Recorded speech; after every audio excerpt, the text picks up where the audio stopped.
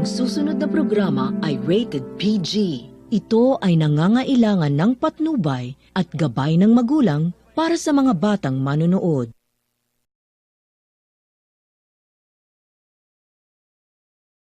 National Police Chief Ronald De La Rosa speaks up on the failed Mandaluyong operation that resulted in the death of 2 persons. Speaking to our chief correspondent Pia Ontiveros, De La Rosa says while he condemns the botched operation, it's still his moral obligation to help embattled policemen in terms of legal assistance.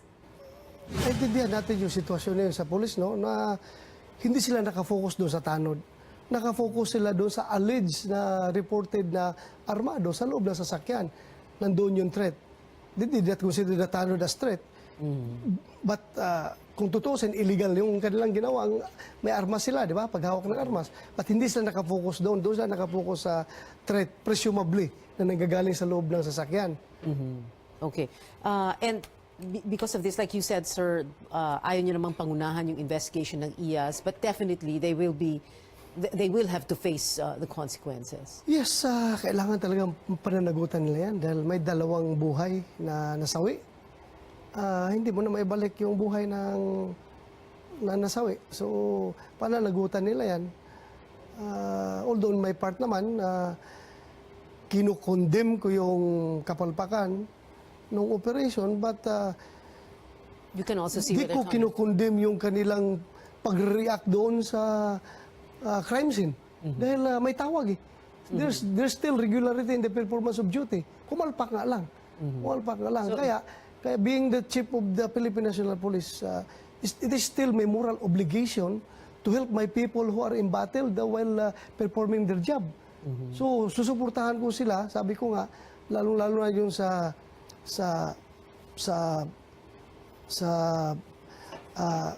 legal assistance para madipinsa ng sarili nila.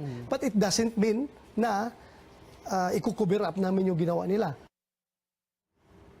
De La Rosa is urging the police team leader in the shooting to surrender. We're still keeping an eye on Tropical Depression Agaton that's threatening Palawan. Weather Bureau Pagasa says Agaton has slightly accelerated and continues to move towards Palawan. The storm will make its 6th landfall there between 8 p.m. to 11 p.m.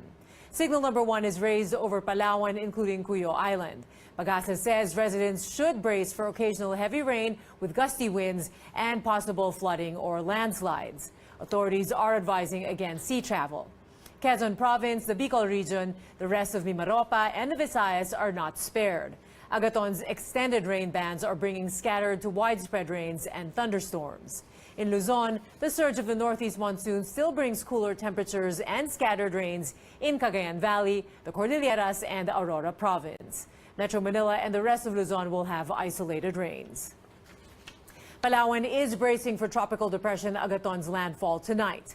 Earlier, our chief correspondent Pia Ontiveros spoke with Joel Agrosa, Municipal Disaster Management Officer of Magsaysay Town in Palawan. He talks about their preparations. Sa ngayon, ma'am, andito kami sa Operations Center para bantayan ang isang sitio, yung sa Barangay Balagan, na kung saan ay mayroon kaming 84 evacuees na nag-evacuate sa Balagan Elementary School at sa Gaudencio Abordo Memorial High School. Yung barangay na yon, yun yung katabi ng dagat? Opo, coastal coastal community, opo. Okay, and yes. Inaasahan kasi ngayong gabi na mataas ang dagat, sa 1.9 ang dagat, kaya ang kabahayan ay abot ng dagat, kaya naniguro na kami na i-evacuate ang 84 families sa isang mataas na lugar na kung saan sa Balagan Elementary School at sa Gaudencio Abordo Memorial High School. Okay. Signal number 1 is up over Palawan, including Cuyo Island.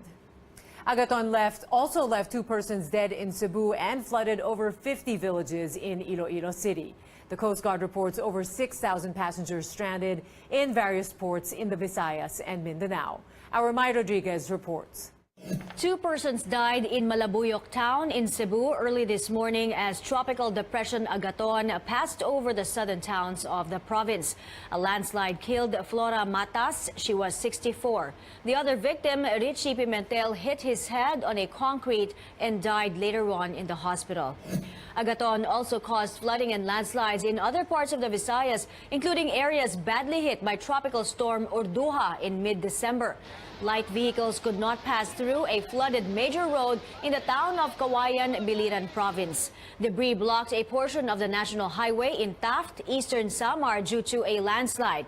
The Public Works Department also reported a landslide at the Calbayog-Catarman Road. 52 villages in Iloilo City were also flooded this morning when Agaton traversed a portion of western Visayas.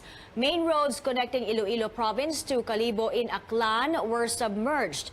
As of 12 noon today, more than 6,400 passengers were stranded in various ports in the Visayas, Bicol, and northern Mindanao. Most of the passengers were bound for Siquijor, Cebu, and Mindanao.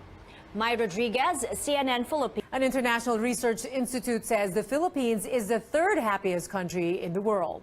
In the 41st Global Annual Survey conducted by Gallup International, the Philippines ranked third in the top 10 happiest countries in 2017 with a net happiness score of plus 84.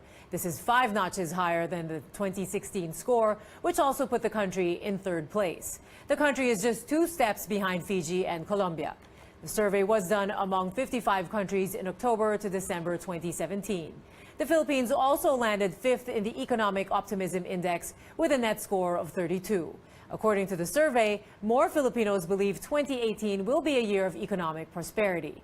Presidential spokesperson Harry Roque said they welcome Gallup's survey results, saying it's not surprising that Filipinos are known as a happy, resilient people and can manage to smile amid difficulties. Telco giant PLDT is improving its digital services. In a disclosure to the Philippine Stock Exchange, it says the company with mobile arm Smart is partnering with tech firm Huawei to improve wireless service delivery platforms.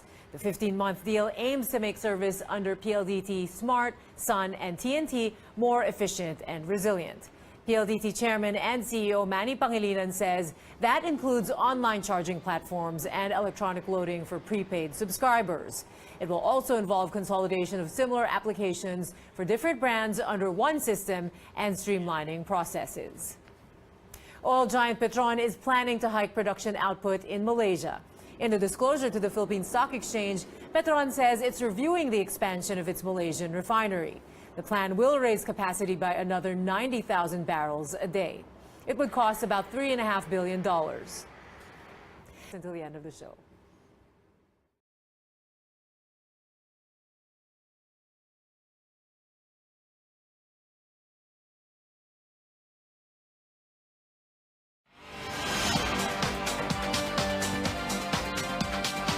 Welcome back. Netizens were quick to slam Senator Win Gatchalian for his choice of words online. Our Mai Rodriguez has all the details on that story in tonight's Connect.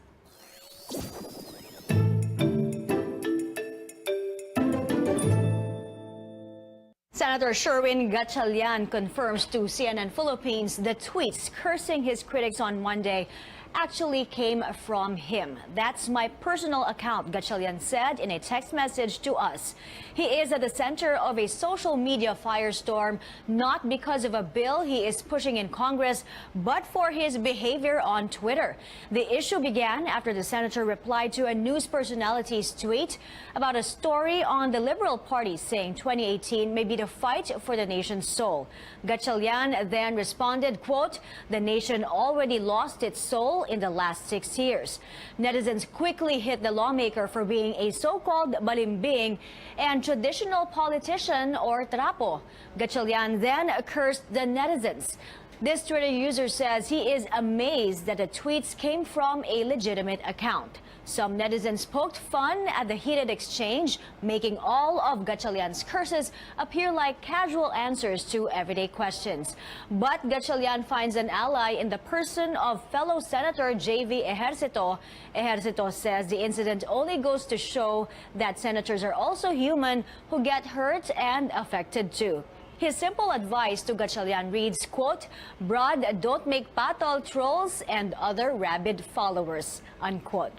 For more on this story, visit our website at cnnphilippines.com and follow us on social media at CNN Philippines. We love to hear from you. I'm Mai Rodriguez.